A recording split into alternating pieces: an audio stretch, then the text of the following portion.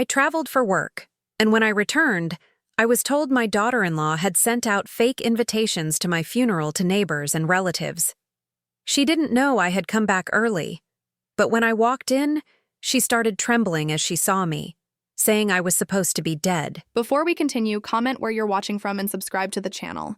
We'd love to see how far our stories are reaching. The key was still warm in my hand when I heard Amanda's voice through the front door. She was talking to someone, her tone unusually animated for a Tuesday afternoon. I almost called out to let her know I was home 3 days early from visiting my childhood friend Helen in Oregon, but something in her words made me freeze. The flowers for the service look beautiful. Carol would have loved the white lilies, she was saying. Carol, that's my name. Carol Winters, 69 years old, former restaurant owner, and apparently the subject of some conversation I wasn't understanding. I stood on my own front porch, suitcase in hand, trying to process what I was hearing. Service? What service? I'd only been gone 10 days visiting Helen after her hip surgery. We'd spent the time reminiscing about our childhood in Kansas, cooking together like we used to, and I'd even helped her organize her medication schedule. It had been a peaceful, restorative trip. I slipped my key into the lock as quietly as possible and eased the door open. Amanda was in the living room, her back to me, phone pressed to her ear. My living room looked different. The furniture had been rearranged, and there were unfamiliar flower arrangements on the coffee table, white lilies just like she'd mentioned. Yes, the burial is scheduled for Thursday, Amanda continued, her voice carrying that sweet, sympathetic tone I'd learned to distrust over the years. It was so sudden. The heart attack took her peacefully in her sleep, thank God. Brian is devastated, of course, but we're managing. My blood turned to ice water. Heart attack? Burial? Thursday? I gripped my suitcase handle so tightly my knuckles went white. Amanda was talking about my funeral that was apparently happening in 2 days. I must have made some small sound, because Amanda turned around. When she saw me standing in the doorway, the phone slipped from her fingers and clattered to the floor. Her face went completely white, then flushed red, then white again. She opened her mouth, but no sound came out. "I can call you back, Mrs. Henderson." I could hear the voice on the phone saying, "Mrs. Henderson? Amanda? Are you there?" Amanda just stared at me like she was seeing a ghost, which I suppose she was. "Hello, Amanda," I said, setting my suitcase down carefully. "I came back early. Helen's sister arrived to help, so I wasn't needed anymore." I kept my voice level, conversational, even though my heart was hammering against my ribs. "I couldn't help but overhear your conversation. Something about a service?" She bent down and picked up the phone with shaking hands. "Mrs. Henderson? I'll have to call you back. Something's come up." She ended the call and stood there clutching the phone like a lifeline. "Carol," she whispered, "you're supposed to be. We thought." "I'm supposed to be what, Amanda?" I asked, though I already knew the answer. The flowers, the rearranged furniture, the phone call about burial arrangements. My daughter-in-law had told everyone I was dead. "There was a misunderstanding," she said quickly, her voice gaining strength as she scrambled for an explanation. "When you didn't call for a few days, we got worried. And then Helen's neighbor called looking for you, and somehow the wires got crossed and people started thinking I was dead," I finished for her. Amanda nodded rapidly. "It was all just a terrible mix-up. You know how these things can snowball. One person tells another, and before you know it." She trailed off, probably realizing how thin her explanation sounded. I looked around the living room more carefully. The family photos that usually sat on the mantel had been rearranged. Several pictures of me had been moved to the center, surrounded by candles that weren't lit but clearly had been recently. It looked exactly like a memorial display. "Amanda," I said slowly, "how exactly did people get the idea I was dead? And why are there funeral flowers in my living room?" She followed my gaze to the lily arrangements.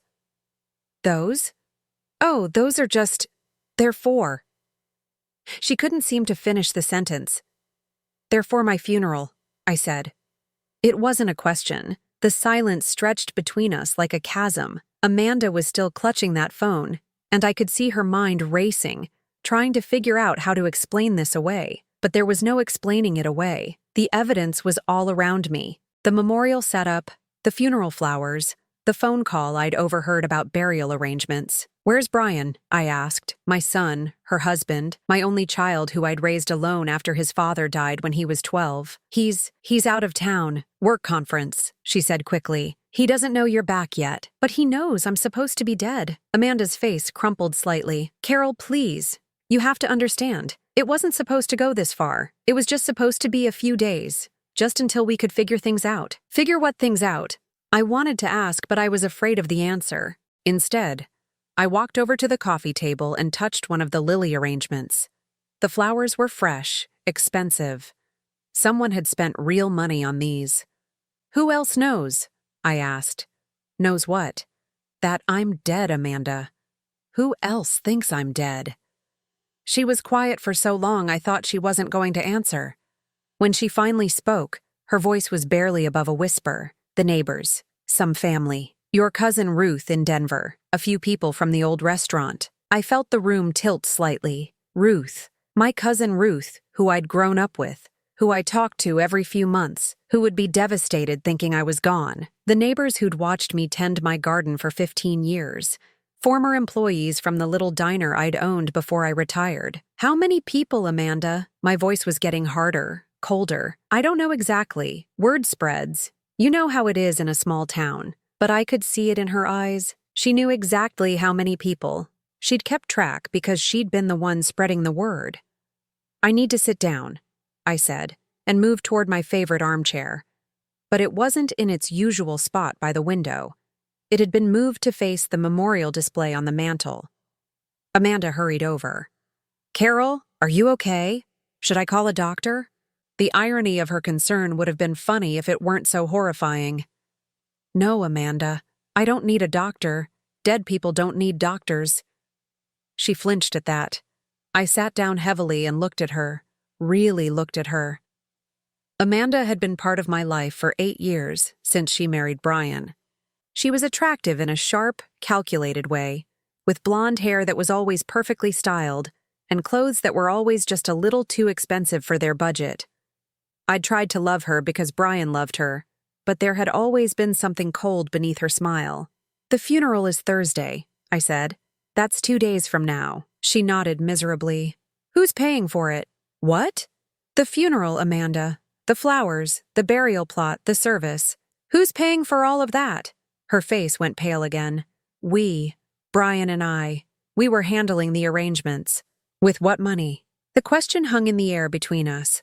Brian worked in sales for a medical supply company. The pay was decent but not great. Amanda didn't work, claimed she was too delicate for employment. They lived paycheck to paycheck in the small apartment above my garage, which I let them use rent-free. We figured we'd work it out, she said weakly. You figured you'd work it out with my money, I said. My life insurance, my savings, the money that would come to Brian after I died.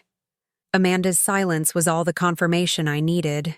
I leaned back in the chair and closed my eyes for a moment. When I opened them, Amanda was watching me with an expression I couldn't read. Fear, maybe. Or calculation. Probably both. I'm tired, I said. It was a long trip, and this has been quite a shock. I think I need to rest. Amanda nodded eagerly. Of course. You must be exhausted. Should I make you some tea? No, thank you. I just need to lie down for a while. As I stood up, I looked at the memorial display one more time. There were photos there I hadn't seen in years, pictures from when Brian was little, from happier times. Someone had put a lot of thought into this display. Someone had taken time to make it look authentic, heartfelt. Amanda, I said as I headed toward the stairs. How long have you been planning my funeral? She didn't answer, but she didn't need to. I could see the truth in her face. As I climbed the stairs to my bedroom, I could hear Amanda frantically dialing someone on her phone, probably Brian, wherever he really was, probably not at a work conference, probably wherever he'd been hiding while his wife convinced the world that his mother was dead. I sat on the edge of my bed and stared out the window at the garden I'd tended for 15 years. Tomorrow, I would have to figure out how to come back from the dead. Tonight, I just needed to absorb the fact that the people I'd trusted most in the world had buried me while I was still breathing. The house felt different now, not like home anymore, more like a tomb I'd accidentally walked into before my time was up. But I was still breathing, still thinking, still very much alive. And Amanda, for all her planning, had made one critical mistake. She'd counted me out too soon. I didn't sleep that first night back. How could I? Every time I closed my eyes, I saw Amanda's face when she spotted me in the doorway. that look of pure terror like she'd seen the devil himself. I lay in my bed listening to her moving around downstairs, making phone calls in hushed, urgent tones until well past midnight. The next morning, I came downstairs to find Amanda in my kitchen, making coffee with hands that still trembled slightly. She looked like she hadn't slept either. Her usually perfect hair was pulled back in a messy ponytail, and she was wearing yesterday's clothes. "Good morning," I said, and she nearly dropped the coffee pot. "Carol, you startled me." She forced a smile that looked more like a grimace. "How did you sleep?" "Like the dead," I said, and watched her flinch again. She busied herself pouring coffee into 2 mugs, adding cream to mine the way I liked it. Such a thoughtful gesture from someone who'd been planning my funeral just 24 hours ago. "I've been thinking about yesterday," she said carefully, handing me the mug. "About the misunderstanding. Is that what we're calling it? Carol, you have to believe me. It started innocently enough. When you didn't call for 3 days, Brian got worried. You always call." That was true.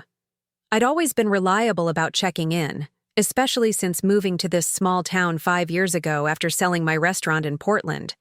But Helen had been in pain after her surgery, and honestly, it had been nice to focus on someone else's needs for a change instead of always being the one people worried about. "So Brian thought I was dead because I didn't call for 3 days?" I asked. Amanda shifted uncomfortably. "Not dead exactly. But when Helen's neighbor called looking for you, saying there'd been some kind of emergency—" "What emergency?" I interrupted. "Helen had hip surgery. That's hardly an emergency." "Well, we didn't know that. The neighbor was very vague, and we thought maybe something had happened to you too." I sipped my coffee and studied her face. Amanda had always been a good liar, smooth and convincing. But this morning, her story was full of holes she was scrambling to patch. "So you decided to tell people I was dead." "Not right away," she said quickly. "First, I called Mrs. Patterson next door to see if she'd heard anything. She's always so concerned about you, checking on you when you're sick and all that. And when I told her we were worried because we couldn't reach you, she got so upset. Mrs. Patterson, my 75-year-old neighbor who brought me soup when I had the flu last winter and who watched my house when I traveled. She would be devastated thinking I was gone." "What exactly did you tell Mrs. Patterson?" Amanda looked down at her coffee. "I might have said that we'd gotten a call from Oregon, that something had happened." "What kind of something?" I wasn't specific. I was upset, crying a little. You know how Mrs. Patterson is. She filled in the blanks herself. I could picture it perfectly. Mrs. Patterson, with her tender heart and active imagination, hearing that Carol's daughter-in-law had gotten a terrible call from Oregon. She would have immediately assumed the worst. "And then Mrs. Patterson told other people," I said. "She was just concerned. She called Mrs. Rodriguez across the street, and Mrs. Rodriguez called her sister who works at the grocery store, and before you know it, the whole town thinks I'm dead." Amanda nodded miserably. By the time I realized how far it had spread, it was too late to take it back. People were already bringing food, offering to help with arrangements. What was I supposed to say? That I'd made it all up? "You could have said there was a misunderstanding. You could have called me in Oregon to check." "I tried calling. Your phone went straight to voicemail every time." That was true. Helen's house was in a dead zone for cell service, and I'd turned my phone off most of the time to focus on helping her. But Amanda could have called Helen's landline. She could have done any number of things to verify whether I was actually dead before telling the world I was gone. "Amanda," I said slowly, "how did people think I died?" She was quiet for a long moment. "Heart attack. In my sleep. Peaceful." "And who told them that?" When people asked for details, I had to say something. "You had to lie, you mean?" "I was trying to protect you," she burst out. "If people thought you'd been in some terrible accident, they'd want details, want to know which hospital, want to visit. This way, they could just grieve and move on." The logic was so twisted it almost made me dizzy. She was protecting me by killing me off. "Where did this heart attack supposedly happen?" I asked. "Here in town? In Oregon?" "Here," she said quietly. "In your bed. I told people that Brian found you when he came to check on you, but Brian's out of town. He came back, for the funeral arrangements." I set down my coffee cup with more force than necessary. "Amanda, where is my son?" "He's at the hotel downtown. The grief was too much for him. He couldn't stay in the house where it happened." The hotel downtown. The Riverside Inn. The only decent hotel in our little town. Brian was hiding out there while his wife convinced everyone his mother was dead. I want to see him. Amanda's eyes went wide. Carol, I don't think that's a good idea. He's very fragile right now. The shock of seeing you might. Might what? Give him a heart attack too? She flinched. You're angry. I understand that, but you have to think about Brian's mental state.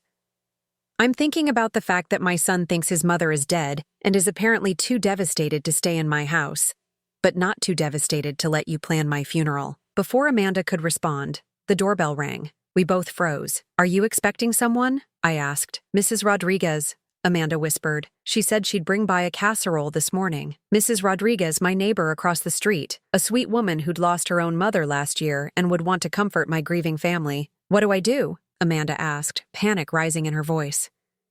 You answer the door, I said, and you explain to Mrs. Rodriguez that there's been a terrible misunderstanding. I can't do that. Why not? Because? She struggled for words. Because she'll think I'm crazy. She'll think I'm some kind of monster who would lie about something like this. The doorbell rang again, followed by a gentle knock. Amanda, it's Rosa Rodriguez. I have some food for you. I looked at Amanda's terrified face and made a decision. Stay here, I said, and walked toward the front door. Carol, no! Amanda hissed behind me. You can't! But I was already turning the handle. Mrs. Rodriguez stood on my porch holding a large covered dish, her kind face creased with sympathy. When she saw me, her mouth fell open and the casserole dish slipped from her hands, shattering on the concrete. Carol? She whispered. But you're... I'm very much alive, Mrs. Rodriguez, I said gently. I'm afraid there's been a terrible misunderstanding. She gripped the porch railing for support. Amanda said, We thought, your funeral is tomorrow. I know, please come inside. Let me explain. Mrs. Rodriguez stepped carefully around the broken dish and followed me into the living room, where Amanda was standing like a deer in headlights. The memorial display was still there, my photos surrounded by candles and flowers. I don't understand, Mrs. Rodriguez said, looking between Amanda and me. Amanda, you said Carol had a heart attack. You were crying. You showed me the arrangements. Amanda opened her mouth, but no words came out. There was a communication error, I said carefully. I was visiting a friend in Oregon, and somehow the message got confused. People thought something had happened to me when actually I was just helping my friend recover from surgery. Mrs. Rodriguez sank into a chair, still staring at me. But Amanda said Brian found you. She said you died in your sleep. I looked at Amanda, giving her a chance to explain herself. She stood there silently, her face pale and stricken. Mrs. Rodriguez, I said finally. I think Amanda was very upset and confused. Sometimes when we're worried about someone, our imagination can run away with us. It was a kinder explanation than Amanda deserved, but Mrs. Rodriguez was a good woman who didn't need to know the ugly truth about her neighbor's daughter-in-law. So you're really okay? Mrs. Rodriguez asked, tears starting to form in her eyes. I'm perfectly fine. She stood up and hugged me tightly. Oh, Carol, we were all so sad. Mrs. Patterson has been crying for 2 days. And your cousin Ruth called this morning, so upset she could barely talk. My heart clenched. Ruth, my cousin who lived in Denver, who I talked to every few months, who thought she'd lost another family member. I need to make some phone calls, I said. Let people know I'm all right. Mrs. Rodriguez nodded and headed toward the door, then turned back. Amanda, honey, you should probably call the funeral home. Cancel the arrangements. Amanda nodded mutely. After Mrs. Rodriguez left, we stood in the living room surrounded by the flowers meant for my funeral. Amanda looked like she wanted to disappear into the floor. The funeral home, I said. You actually made arrangements with a funeral home. She nodded. And the cemetery? Another nod. How are you planning to pay for all of this, Amanda? Brian has life insurance through work. It covers family members. I'm not his dependent. I haven't been on his insurance since he was 18. Amanda's face crumpled. We thought, after you were gone, there would be your savings, and the house, and you thought you'd inherit my money and use it to pay for the funeral you invented. The silence stretched between us until Amanda started crying. Not the delicate tears she usually produced when she wanted sympathy, but ugly, desperate sobs. "I never meant for it to go this far," she choked out. "It was supposed to be just a few days, just until we could figure out what to do about money. Brian lost his job 3 weeks ago. We're behind on everything. The credit cards, the car payment, everything. And you were gone. And I thought maybe if people believed you were, if we could just buy some time. You thought you'd fake my death to solve your financial problems." She nodded, still crying. I walked over to the mantel and picked up one of the photos she'd chosen for my memorial. It was from Brian's wedding day, him in his tuxedo with his arm around me. We were both smiling, happy. I'd been so proud that day, watching my son marry someone he loved. "Amanda," I said quietly, "I want you to pack your things and get out of my house." Her head snapped up. "Carol, please. I know how this looks, but if you could just understand. I understand perfectly. You killed me off to steal my money." "It wasn't like that." "Then what was it like?" She wiped her eyes with the back of her hand, leaving streaks of mascara across her cheeks. "We were desperate. Brian's been so depressed since he lost his job. He keeps talking about being a failure, about not being able to provide for us. And when you left, and people started assuming you were gone, it seemed like a sign. A sign to commit fraud? A sign that maybe this was our way out. Just temporarily. Just until Brian found another job." I studied her face, looking for any trace of genuine remorse. All I saw was self-pity and justification. "Get out," I said again. "Where am I supposed to go?" "I don't know, and I don't care. You have until this afternoon to get your things out of my house." Amanda stood up, her tears replaced by anger. "You can't throw me out. Brian won't let you. Brian doesn't own this house. I do. He's your son. And you convinced him to help you fake my death. So maybe you should have thought about that before you decided to bury me alive." Amanda stared at me for a long moment, and I could see her calculating, trying to figure out her next move. Finally, she grabbed her purse and headed for the door. "This isn't over, Carol," she said. "Brian loves me. He'll choose me." After she left, I sat in my living room surrounded by funeral flowers and thought about my son, hiding in a hotel room downtown while his wife destroyed both our lives. Tomorrow, I would have to face him. Tonight, I had phone calls to make and a resurrection to explain. But first, I was going to dismantle this memorial display piece by piece. I was tired of being dead. The hardest phone call was to my cousin Ruth in Denver. I'd put it off all afternoon, dreading the conversation. But I couldn't let her spend another night thinking I was gone. "Carol?" Her voice was thick with tears when she answered. "Is this really you?" "It's really me, Ruth." The silence that followed was so long I thought the call had dropped. Then she started crying, deep sobs that made my chest ache. "I thought I'd lost you," she whispered. "Amanda called yesterday and said you'd had a heart attack. She said the funeral was tomorrow and that Brian was too devastated to talk. I've been driving myself crazy trying to figure out how to get there, how to afford the plane ticket." Ruth lived on a fixed income, barely getting by on Social Security and a small pension from her job at the Denver Public Library. The idea that she'd been scrambling to find money for a plane ticket to attend my fake funeral made me want to put my hands around Amanda's throat. "There's been a terrible misunderstanding," I said, using the same gentle explanation I'd given Mrs. Rodriguez. "I was in Oregon helping a friend, and somehow the wires got crossed. But Amanda was so specific. She knew details about how you died." I closed my eyes. "Ruth, Amanda made a mistake. A very big mistake. But I'm fine. I'm alive and healthy and so sorry you've been put through this." We talked for another 20 minutes, with Ruth alternating between relief and confusion. By the time I hung up, I felt like I'd aged another 10 years. The funeral home was my next call. That conversation was awkward in a completely different way. "Mr. Patterson? This is Carol Winters. I understand my daughter-in-law made arrangements for my funeral tomorrow." There was a pause. "Mrs. Winters? But, I'm sorry, I'm confused. I'm not dead, Mr. Patterson. There's been a misunderstanding and I need to cancel the service." "You're not dead." "No, sir." Another long pause. "Mrs. Winters, I'm going to need to speak with Amanda. There are legal implications here. We've already prepared. We've incurred expenses. I understand, and I'm sorry for the confusion, but I can't be held responsible for arrangements made without my knowledge or consent. After I hung up, I realized Amanda was going to have bigger problems than just my anger. Funeral homes don't like being party to fraud, even accidental fraud. By evening, I'd made a dozen phone calls, explaining to shocked neighbors and distant relatives that reports of my death had been greatly exaggerated. Each conversation left me more drained and more furious at Amanda for putting us all through this nightmare, but I still hadn't talked to Brian. The Riverside Inn was a 10-minute walk from my house, a modest place that catered mostly to traveling businessmen and the occasional tourist.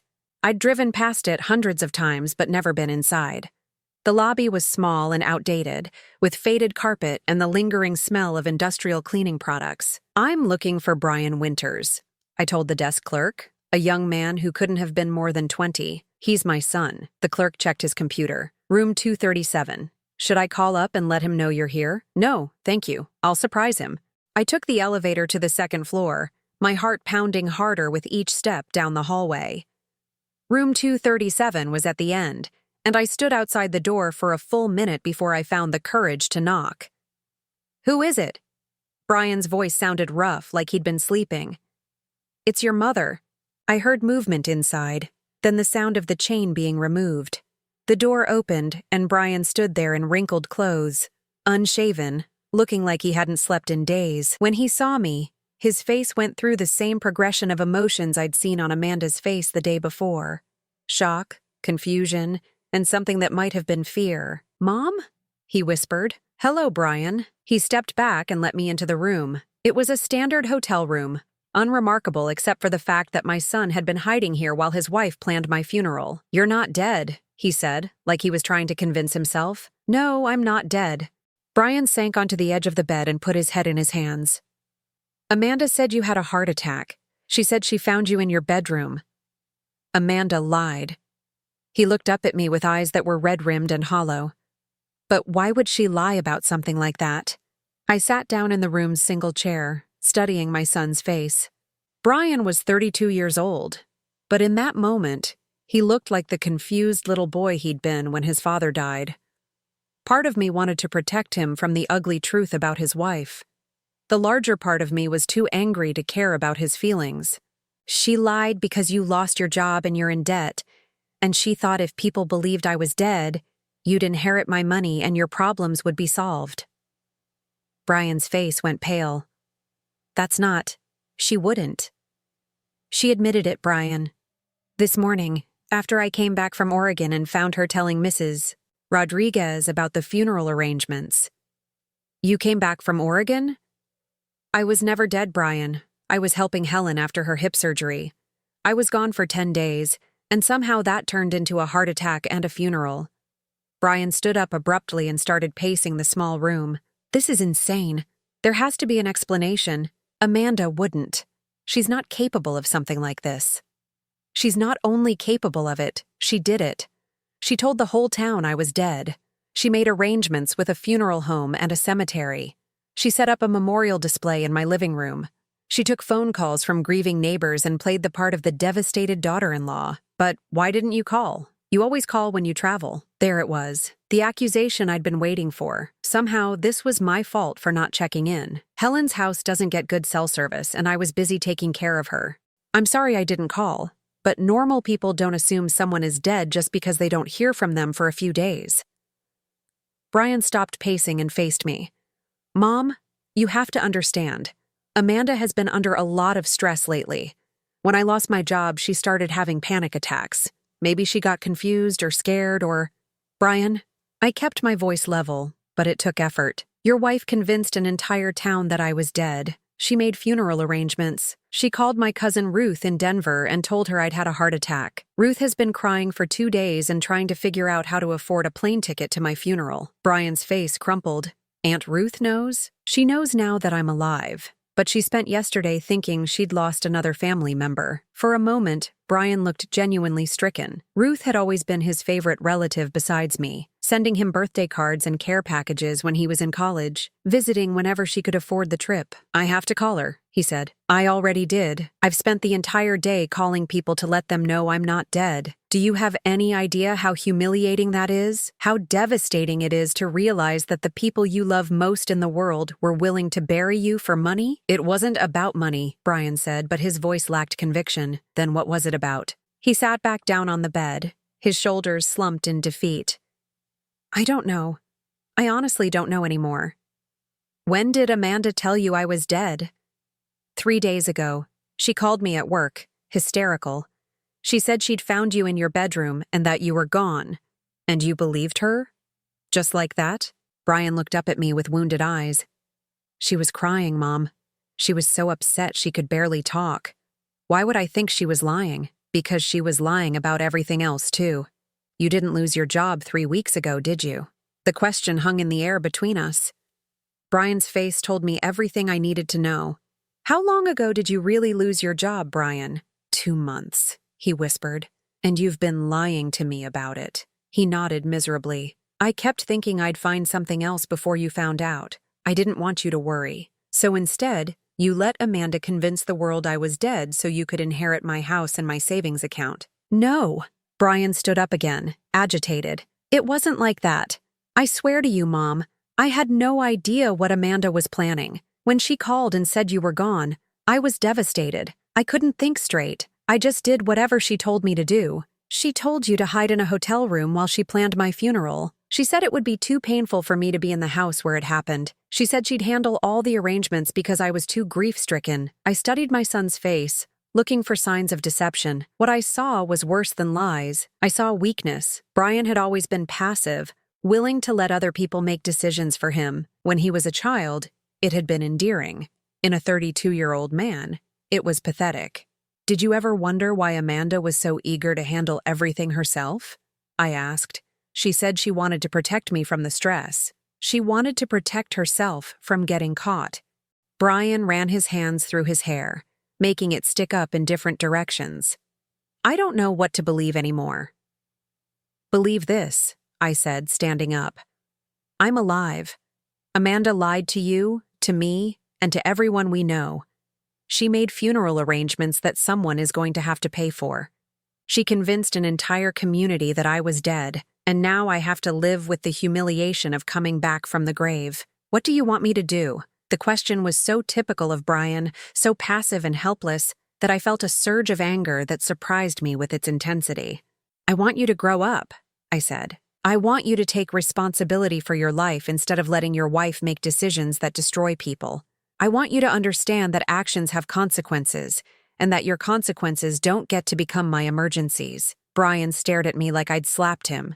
In all the years since his father died, I'd never spoken to him so harshly. I'd always been the understanding mother, the one who made excuses for his failures and cleaned up his messes. Mom, please. I know this looks bad, but Amanda and I can fix this. We can explain to people that there was a misunderstanding. We can make it right. How are you going to make it right with the funeral home that prepared a service for someone who isn't dead? How are you going to make it right with Ruth, who spent 2 days crying and trying to scrape together money for a plane ticket? How are you going to make it right with all the neighbors who brought food and flowers and condolences? Brian had no answer for that. I've asked Amanda to move out, I said. I want her out of my house by tomorrow. You can't do that. She's my wife. She's a liar and a fraud. And if you choose to stay with her, that's your decision. But she's not welcome in my home anymore. Where are we supposed to go? That's not my problem, Brian. You're a grown man. Figure it out. I headed toward the door, then turned back.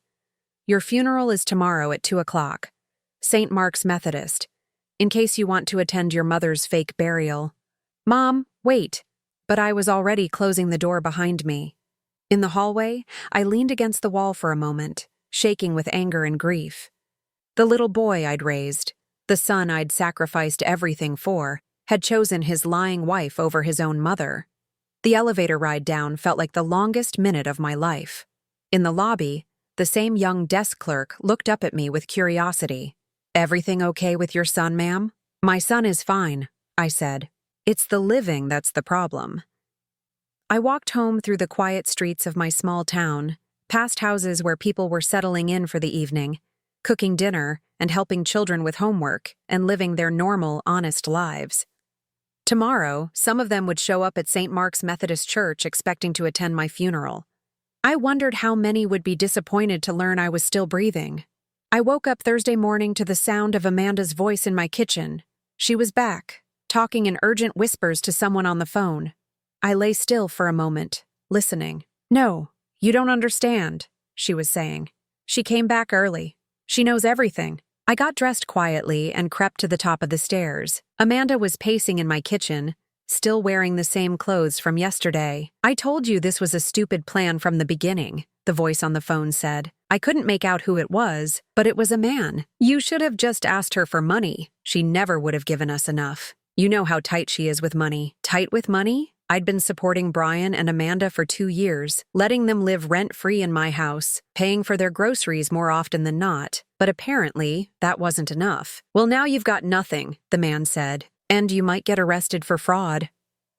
"That won't happen. Carol won't press charges against her own family." I almost laughed at her confidence. Amanda had no idea how wrong she was about that. "Where are you going to live?" the man asked. "I don't know yet. Maybe we can stay with you for a while." There was a long pause. "Amanda, I told you before, that's not a good idea. Sarah doesn't know about us, and I want to keep it that way." Us. Amanda was having an affair. My son was hiding in a hotel room grieving his supposedly dead mother while his wife was planning to move in with her lover. "But you said you loved me," Amanda whined. "You said we'd be together once I got the money." "I do love you, but this changes everything. Without Carol's inheritance, we can't afford to start over somewhere else. Sarah makes good money, and I can't afford to lose half of everything in a divorce." So, Amanda's plan hadn't just been about solving their debt problems. It had been about getting enough money to run away with another man. She'd been planning to take my inheritance, abandon my son, and start a new life with someone else's husband. "What am I supposed to do?" Amanda asked, her voice getting higher and more desperate. "Figure it out. You got yourself into this mess." The line went dead. Amanda let out a string of curses that would have made a sailor blush, then threw the phone across the kitchen. I heard it clatter against the wall. I waited a few more minutes, then made my way downstairs, making sure to step heavily so she'd hear me coming. Amanda was sitting at my kitchen table with her head in her hands. When she saw me, she straightened up and tried to compose herself. "Carol," she said, forcing a smile, "I was just making some coffee. Would you like some? I thought I told you to get out of my house." "I know, but I wanted to apologize. Really apologize. What I did was wrong, and I understand why you're angry." I poured myself a cup of coffee and sat down across from her. "Who were you talking to on the phone?" Her face went pale. "What phone call?" "The one where someone told you this was a stupid plan from the beginning. The one where you talked about moving in with him once you got my money." Amanda's mouth opened and closed like a fish out of water. "I don't know what you mean." "Amanda, I heard the whole conversation. You're having an affair with a married man, and the two of you plan to use my inheritance to run away together." She started crying again, but this time I wasn't moved by her tears. They looked as fake as everything else about her. "Carol, you don't understand. Brian and I haven't been happy for months. He's been so depressed since he lost his job, and I've been trying to hold everything together. By planning to take my money and abandon him, it wasn't supposed to happen like this. I was going to tell Brian about Marcus eventually." Marcus. Now I had a name for Amanda's lover. "When? After you'd stolen my life savings and disappeared?" Amanda wiped her eyes with a tissue. "You make it sound so cold and calculated." "Because that's exactly what it was." She leaned forward, trying to look sincere. "Carol, I made mistakes. I know that, but I can fix this. I can make it up to you and Brian." "How?" "I'll call everyone back. I'll explain that there was a misunderstanding about your condition. I'll tell them you were in a coma, not dead, and that you've recovered." The audacity of it took my breath away. She wanted to add another layer of lies to cover up her original lies. Absolutely not. But Carol, think about it. It would explain everything. Why there was confusion. Why I was so upset. Why the funeral was planned. People would understand. People would understand that you're a pathological liar who can't tell the truth even when she's caught. Amanda's fake tears dried up quickly, replaced by anger. "Fine. If you won't let me fix this quietly, then we'll have to deal with the consequences. But remember, Brian is my husband. He'll choose me. Will he? Even when he finds out about Marcus? The color drained from her face again. What about Marcus? Should I tell Brian about your affair, or would you prefer to do it yourself? Amanda stood up abruptly, knocking over her coffee cup. The dark liquid spread across my kitchen table and dripped onto the floor. You wouldn't. After what you've done to me, try me. She grabbed some paper towels and started cleaning up the spilled coffee, her hands shaking. Carol, please. You don't understand the situation Brian and I are in. We're drowning in debt. The credit cards, the car payments, everything. Brian's been so depressed he can barely get out of bed some days. I was desperate. So you decided to kill me off and steal my money. I thought it would solve everything. I thought we could pay off our debts. Brian could get back on his feet, and maybe we could save our marriage. By running away with another man? Amanda sat back down, her shoulders slumped in defeat. That wasn't part of the original plan. Marcus and I, that just happened. I was lonely and scared, and he was there. How long have you been seeing him? 6 months. 6 months. While I was paying for their groceries and utilities, Amanda was carrying on with another man behind my son's back. Does Brian know? Of course not. It would destroy him. More than finding out his wife faked his mother's death? Amanda looked up at me with something that might have been hope. You haven't told him? Not yet. Carol, please, I'm begging you. Don't destroy my marriage over this. You destroyed your own marriage the minute you decided to lie to your husband and cheat on him. But Brian loves me. If he finds out about Marcus, it will break his heart. I studied Amanda's face, looking for any sign of genuine remorse or love for my son. All I saw was fear of getting caught and losing her safety net. Do you love Brian?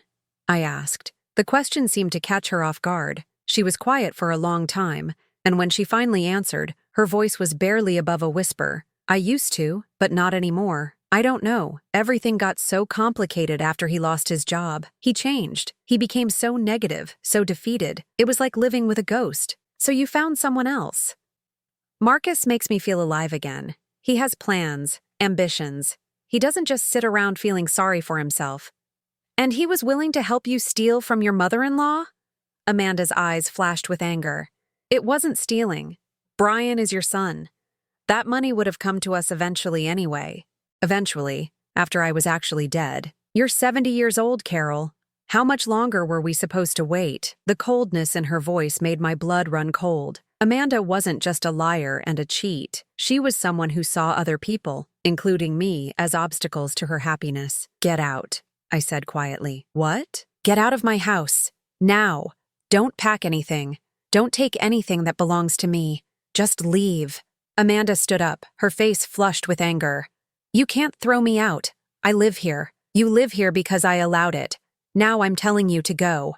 Brian won't let you do this.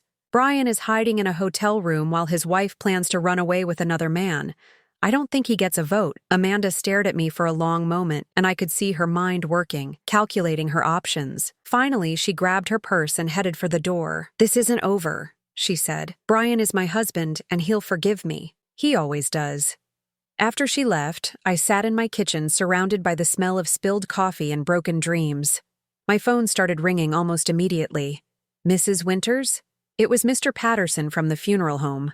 I'm sorry to bother you, but we have a problem. The service is supposed to start in 4 hours, and we haven't been able to reach Amanda to discuss the financial arrangements. Mr. Patterson, I'm canceling the service. There will be no funeral today. But ma'am, we've already incurred significant expenses. The flowers, the preparation of the casket, the programs, the staff time. Send the bill to Amanda Winters. This was her arrangement, not mine. Mrs. Winters, with all due respect, the deceased's family is typically responsible for. Mr. Patterson, I interrupted. I am not deceased. I am very much alive, and I had nothing to do with planning my own funeral. There was a long silence. Mrs. Winters, I'm going to need to speak with our legal department about this situation. You do that. I hung up and immediately dialed the church. St. Mark's Methodist, this is Pastor Williams. Pastor Williams, this is Carol Winters. I understand you're supposed to conduct my funeral service this afternoon, Mrs. Winters, but I thought, I'm not dead, Pastor. There's been a terrible misunderstanding and I need you to cancel the service. But people are already starting to arrive. We have flowers, programs, music planned. I looked at the clock. It was noon. In 2 hours, people would be gathering at St. Mark's Methodist Church to mourn my passing. Neighbors, former employees from my restaurant, distant relatives who'd driven hours to pay their respects. Pastor, I know this is unusual, but I need you to make an announcement that the service has been canceled due to new information about my condition. New information? Tell them I've made a miraculous recovery. There was another long silence. Mrs. Winters, I think you'd better come down to the church. We need to discuss this in person. I agreed to meet him there in 30 minutes. As I was getting ready to leave, my phone rang again. This time it was Brian. Mom, Amanda just called me. She's hysterical. She said you threw her out of the house. I did. Why? What happened? I almost told him about the affair right then. About Marcus. About Amanda's plan to take my money and run away with another man. But something held me back. Maybe it was the pain in his voice. Or maybe it was the memory of the little boy who used to crawl into my bed during thunderstorms. Brian, your wife convinced an entire town that I was dead so she could steal my inheritance. That's what happened. But she explained that. It was a misunderstanding that got out of hand. A misunderstanding that involved making funeral arrangements and dividing up my belongings. Brian was quiet for a moment. She said she was trying to protect me from the stress. And you believe that? I don't know what to believe anymore. That was the most honest thing he'd said since this whole nightmare began. Brian, I'm going to the church to cancel my funeral. After that, I think we need to have a serious conversation about your future. Our future? Your future with Amanda, because she's not welcome in my life anymore. And if you choose to stay with her, you'll have to build a life that doesn't include me. I hung up before he could respond. It was the hardest thing I'd ever said to my son, but it was also the most honest. As I drove to the church, I passed several cars heading in the same direction, people coming to mourn me, flowers and sympathy cards in hand. By tonight, they'd all know that Carol Winters had risen from the dead.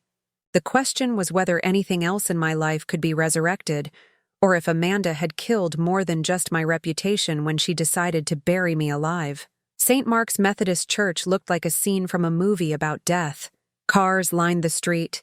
People in black clothing walked solemnly toward the entrance carrying flowers and tissues. I sat in my car for a moment, watching my own mourners arrive, feeling like I was trapped in some twisted nightmare. Pastor Williams met me at the side entrance. His usually calm demeanor replaced with barely controlled panic. Mrs. Winters, thank God you're here. Do you have any idea what we're dealing with?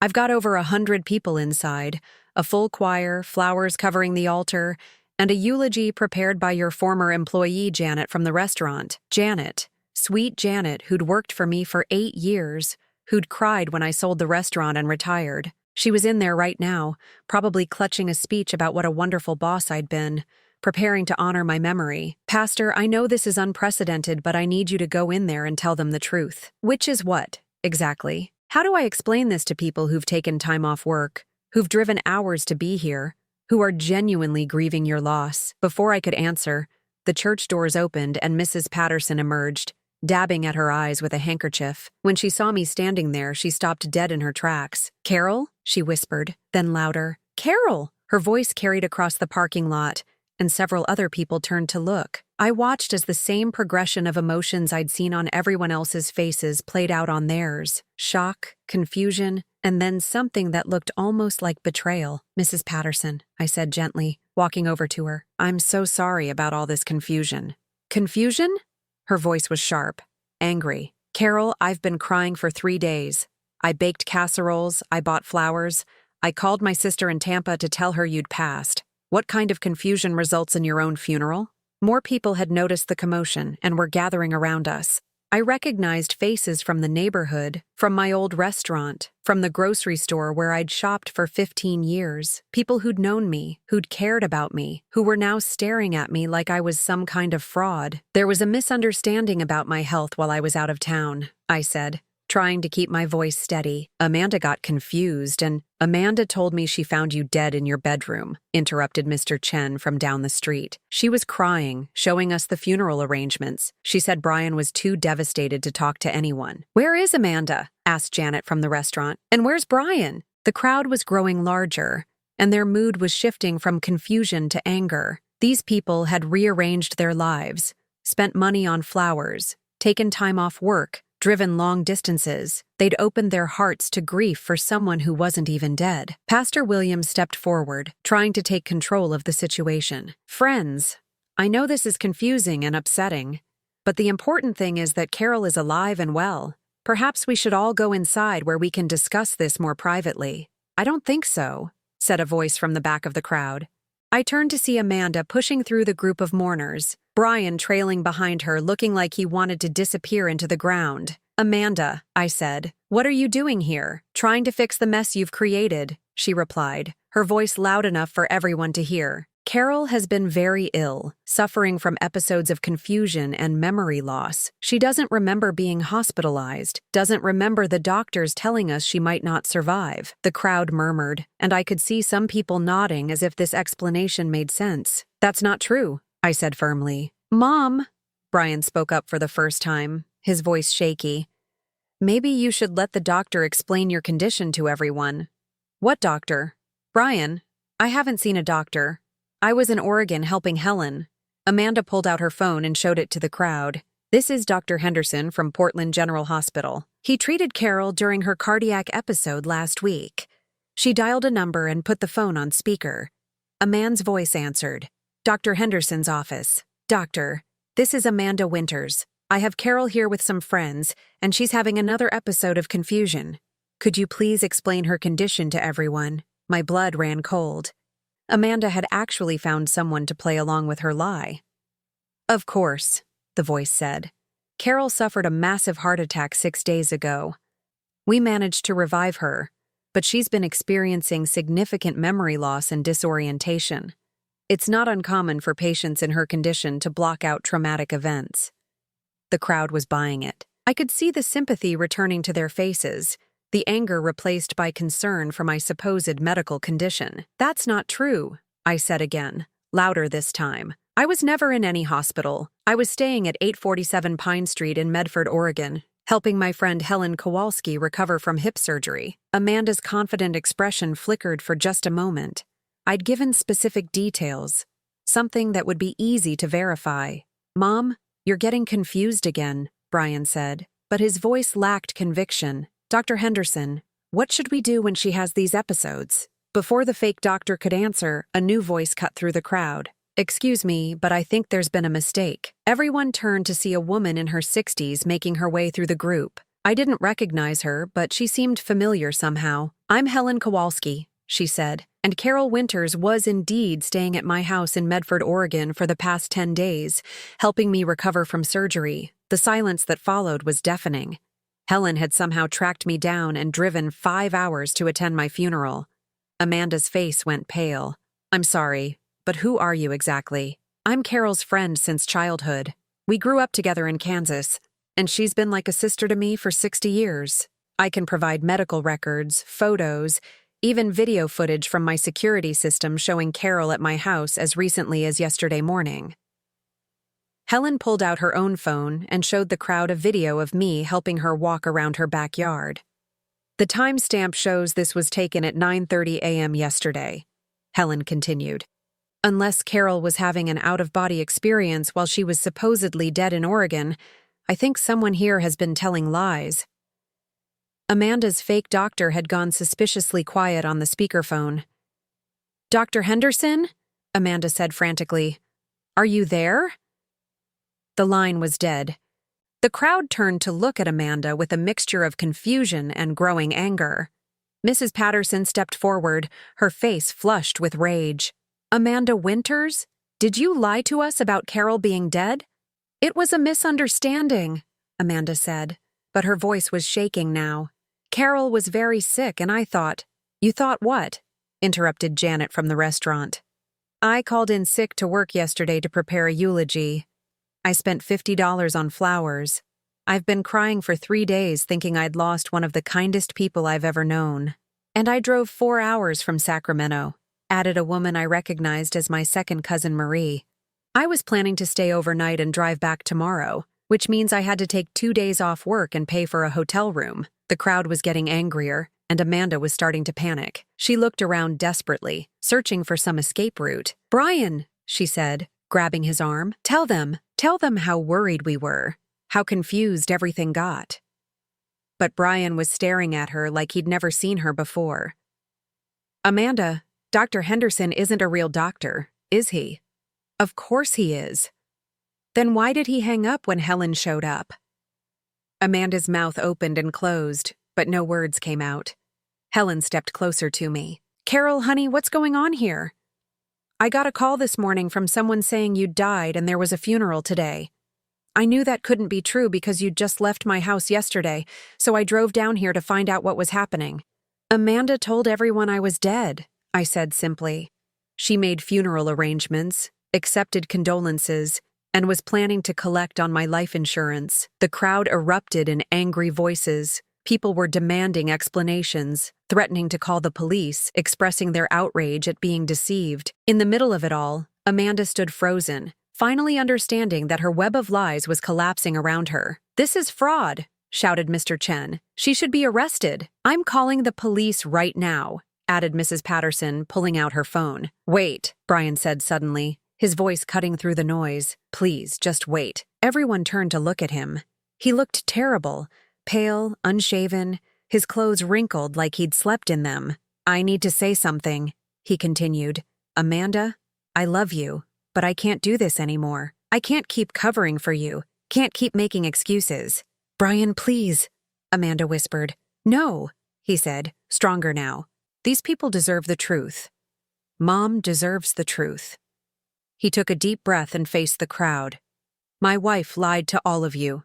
She told everyone my mother was dead because we're in serious debt, and she thought if people believed Mom had died, we could inherit her money and solve our problems." The crowd was silent now, listening intently. "I didn't know about the fake funeral until it was too late," Brian continued. "I should have stopped it, should have told someone the truth, but I was scared and confused, and I let Amanda convince me that we could fix it quietly." He turned to look at me. "Mom, I'm sorry. I'm so sorry for everything. You raised me to be better than this, and I failed you." Amanda was crying now, but not the manipulative tears she'd used before. These were tears of genuine panic and desperation. "Brian, you don't understand," she sobbed. "We can still fix this. We can explain that it was all a mistake, that we were confused about Carol's condition." "Stop," Brian said quietly. "Just stop lying." He looked around at the crowd of people who had come to mourn his mother's fake death. "I know all of you cared about my mom enough to come here today. I know you spent money and time and emotional energy grieving for someone who wasn't actually gone. Amanda deceived all of us, but she especially deceived me. I thought I was married to someone honest, someone who would never hurt the people we love." "Brian, please," Amanda begged. "I want a divorce," he said simply. The words hung in the air like a thunderclap. Amanda stared at him in shock, then turned and ran toward the parking lot, her high heels clicking frantically on the pavement. Helen put her arm around me. "Honey, are you okay?" I looked around at the crowd of people who had cared enough about me to come to my funeral, people who were angry now, but who had also shown up when they thought I needed them most. People who had taken time from their own lives to honor my memory. "I will be," I said, and for the first time in days, I actually believed it. Pastor Williams cleared his throat. "Well, this has certainly been the most unusual funeral service I've ever been asked to conduct. Perhaps we should all go inside and have a proper celebration of Carol's life, her actual, ongoing life." The crowd began to disperse, people talking animatedly among themselves about the morning's revelations. Some were still angry, others seemed almost amused by the bizarre turn of events. But they were all heading into the church, ready to celebrate the fact that I was alive instead of mourning my death. As I walked toward the church entrance with Helen beside me, Brian caught up to us. "Mom," he said hesitantly, "I know I don't deserve it, but could we talk sometime? I have a lot to make up for." I looked at my son, this man who had let his wife convince him to participate in faking his own mother's death. But I also saw the little boy who used to bring me dandelions from the yard, who had cried in my arms when his father died, who had tried so hard to be the man of the house at 12 years old. "We can talk," I said. "But Brian, things are going to be different from now on." He nodded, understanding that his days of being rescued from his own mistakes were over. As we entered the church together, I realized that sometimes you have to die to understand what it means to be alive, and sometimes the people who love you most show up for your funeral, even when you're not actually dead. 3 months after my resurrection, I was sitting in my lawyer's office listening to him explain how Amanda's lies had actually given me more power than I'd ever imagined possible. "The beauty of this situation," said David Marsh, the attorney Helen had recommended, "is that Amanda documented everything herself. The fake funeral arrangements, the forged medical records, the attempt to collect on insurance policies that didn't exist. It's all admissible evidence." I'd hired David not to punish Amanda, but to protect myself. After living through someone planning my death and funeral, I'd realized how vulnerable I really was. But David had uncovered things about Amanda that shocked even me. "She's done this before," he continued, sliding a thick folder across his desk. "Twice. Different names, different men, but the same pattern.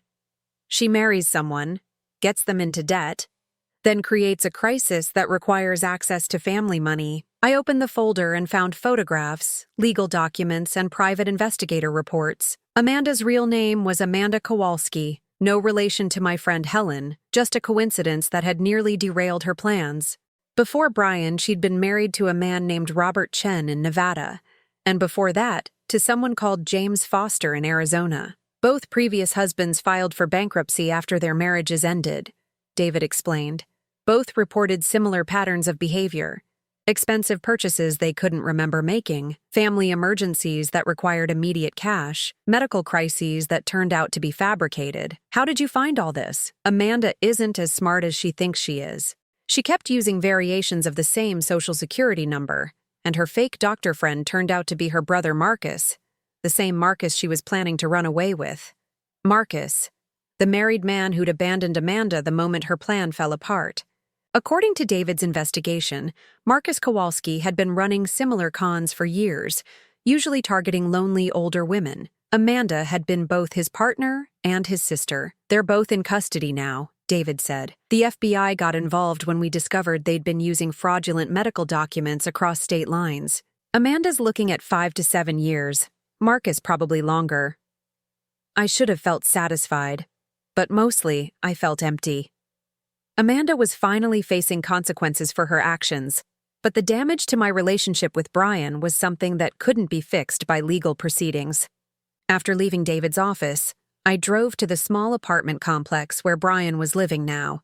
He'd found a job at a hardware store. Not glamorous work, but honest work that paid enough to cover his basic expenses. We'd been meeting once a week for coffee, slowly trying to rebuild some kind of relationship. Brian looked thinner than he had 3 months ago, and older. The easy smile he'd inherited from his father was gone, replaced by a wariness that broke my heart. "How did the meeting with the lawyer go?" he asked as we sat in his sparse living room. "Amanda's going to prison. So is her brother." Brian nodded slowly. "I know I should feel vindicated or something, but mostly I just feel stupid. How did I not see what she was? Because she was very good at what she did. David found evidence that she'd been running these cons for at least 10 years. You weren't her first victim, but I was supposed to protect you from people like her. I was your son, and instead of taking care of you, I let her use me to hurt you." Brian's guilt was eating him alive, and I didn't know how to help him carry it. Part of me wanted to comfort him, to tell him it wasn't his fault, but a larger part of me knew that he needed to face the full weight of what had happened. "Brian," I said carefully, "what Amanda did was criminal. What you did was disappointing. There's a difference, but there are still consequences." He looked up at me with red-rimmed eyes. "What kind of consequences?" "Trust takes time to rebuild. You're going to have to prove to me that you've learned from this, that you're capable of making better decisions." "How do I do that?" "By living differently. By taking responsibility for your own life instead of looking for someone else to fix your problems." We sat in silence for a while, both of us struggling with the new reality of our relationship. Finally, Brian spoke. "I've been thinking about Dad a lot lately, about how disappointed he'd be in me. Your father would be disappointed in your choices," I agreed. "But he'd also want you to learn from them and do better." "I don't know how to do better. I feel lost without someone telling me what to do." The admission was painful but honest. Brian had spent his entire adult life looking for someone to make decisions for him. First me, then Amanda. He'd never learned to trust his own judgment. "Then maybe that's where you start," I said. "Learning to trust yourself." After leaving Brian's apartment, I drove to my favorite spot overlooking the river. It was here that I'd come to think after Richard died, trying to figure out how to build a life without him. Now I was trying to figure out how to build a life after being temporarily dead. My phone rang. It was Helen, calling from Oregon. "How are you doing, honey?" she asked. Her voice still carried the warmth that had comforted me through decades of friendship. "Better. Confused sometimes, but better. I've been thinking about your situation with Brian. Have I ever told you about my nephew, Tommy?" "I don't think so." Tommy got mixed up with a bad crowd when he was in his 20s. Drugs, theft, all kinds of trouble. His parents kept bailing him out, paying for lawyers, making excuses. Finally, they had to cut him off completely. What happened to him? He spent 2 years hitting rock bottom, lost his apartment, his car, most of his friends. But eventually, he figured out that nobody was coming to rescue him, and he started making better choices. Today, he's been clean for 15 years and runs his own landscaping business. You think I should cut Brian off? I think you should let him learn to rescue himself. Love him, but don't enable him. After hanging up with Helen, I sat by the river until sunset, thinking about what it meant to love someone without enabling their self-destruction. By the time I drove home, I'd made a decision. I called Brian that evening. "I've been thinking about our conversation," I said. "I want to help you, but not in the way I used to." "What do you mean?" "I mean, no more financial bailouts, no more problem solving for you, no more cushioning the consequences of your choices." Brian was quiet for a long moment. "So you're cutting me off?" "I'm letting you grow up. If you want a relationship with me, it has to be between two adults, not between a mother and a child who never learned to take care of himself."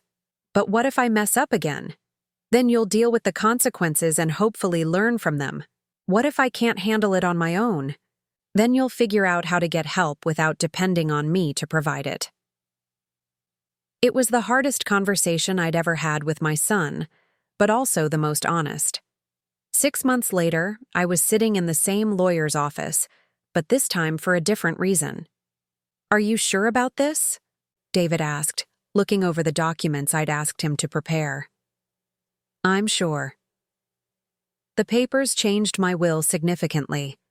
Instead of leaving everything to Brian, I was establishing a scholarship fund for young people aging out of the foster care system. Brian would inherit my personal possessions and a small sum of money, but the bulk of my estate would go to kids who had no family safety net at all. "Your son might not understand this decision," David warned. "My son needs to understand that love and money are different things. If he can't figure out how to live independently by the time I die, then money isn't going to solve his problems anyway." I left David's office feeling lighter than I had in months. For the first time since Richard's death, I was making decisions based on what I wanted, rather than what I thought other people needed from me. That evening, Brian called to tell me he'd gotten a promotion at the hardware store. He was going to be an assistant manager, with a small raise and real responsibilities. "I'm proud of you," I said, and meant it. "Mom, I've been thinking about what you said about growing up. You're right.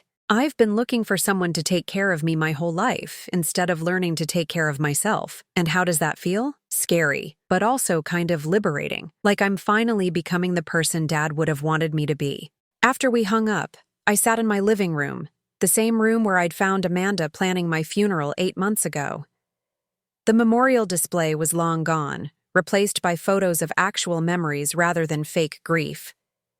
The house felt like home again, filled with the quiet peace that comes from living authentically. My phone buzzed with a text message from an unknown number. For a moment, my heart jumped, thinking it might be Amanda trying to contact me from prison. But when I opened it, I found something much better. "Mrs. Winters, this is Jennifer, one of your scholarship recipients. I wanted you to know that I just finished my first semester of nursing school with a 3.8 GPA.